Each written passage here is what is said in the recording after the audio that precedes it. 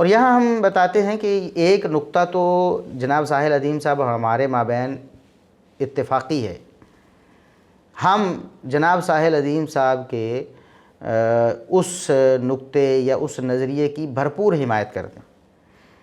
ان کا کہنا ہے کہ قرآن کریم کا جو ورژن، گرامر اور اینگل ہمیں نظر آیا یا ہمیں دکھایا گیا ہے وہ صحابہ کرام کا اینگل نہیں ہے۔ کہ قرآن پاک کو جس ورژن میں، جس گرامر میں ہمیں اور جس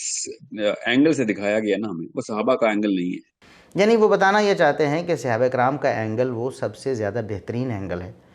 جس ورژن میں قرآن کریم کو صحابہ کرام نے سمجھا وہ ورژن بہترین ہے۔ ہم بھرپور تائید کرتے ہیں جناب ساحل عظیم صاحب کی کہ یہ بہت اچھی بات ہے کہ وہ بعد والوں کے اینگل کے مقابلے میں صحابہ کرام کے اینگل کو ترجیح دیتے ہیں، اور ہم تو خود اس منہج کے داعی ہیں اور بھرپور پرزور داعی ہیں کہ صحابہ کرام کا طریقہ اور ان کا فہم ہی قابل اتباع ہے۔ قرآن کریم کی جو تفسیر صحابہ کرام نے کی اس کے خلاف کسی بعد والے کی کوئی تفسیر سنی بھی نہیں جائے گی، اس پر ایمان لانا تو دور کی بات ہے، اس کو سنا بھی نہیں جائے گا، کیونکہ انہوں نے نزول وحی کے حالات کا خود مشاہدہ کیا ہے اور رسول اللہ صلی اللہ علیہ وسلم سے ڈائریکٹ قرآن کریم کی تفسیر سیکھی ہے، سوالات پوچھے ہیں اس آیت کا مفہوم مطلب کیا ہے، اور لہٰذا ان سے بہتر تو کوئی سمجھ ہی نہیں سکتا ہے۔ اسی طرح صحابہ کرام نے رسول اللہ صلی اللہ علیہ وسلم سے بالمشافہ احادیث سنی، ڈائریکٹلی آپ کی زبان پاک سے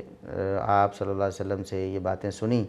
پھر جہاں اشکال ہوتا تھا صحابہ کرام اس کے بارے میں پوچھ بھی لیتے تھے۔ پھر بعد والے جو صحابہ کرام ہیں وہ پہلے صحابہ کرام سے سمجھ لیا کرتے تھے کہ آپ نے چونکہ یہ باتیں خود دیکھی سنی ہیں تو اس واقعے کے بارے میں ہمیں بتائیں۔ تو صحابہ کرام تو چونکہ نبی کریم صلی اللہ علیہ وسلم کے شاگرد تھے، تو جو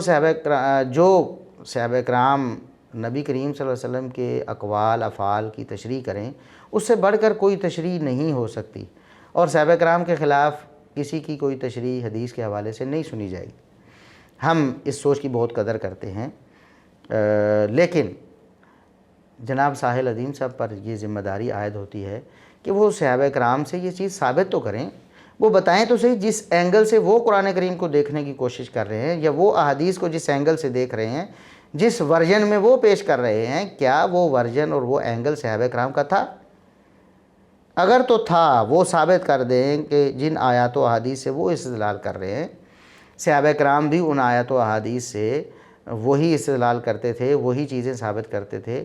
تو پھر آمنا و صدقنا، ہم تو جناب ساحل عظیم صاحب کا شکریہ ادا کریں گے، اور ہم آج کے بعد اس ٹائم ٹریولنگ وغیرہ اس کو تھیوری نہیں کہیں گے بلکہ ریالٹی، اس کو تو ہم حقیقت مانیں گے، اس کو ایمان کا درجہ دیں گے۔ کیوں؟ صحابہ کرام نے جو قرآن و حدیث سے سمجھ کر بتایا وہی تو اصل ہے۔ لیکن جناب ساحل عظیم صاحب نے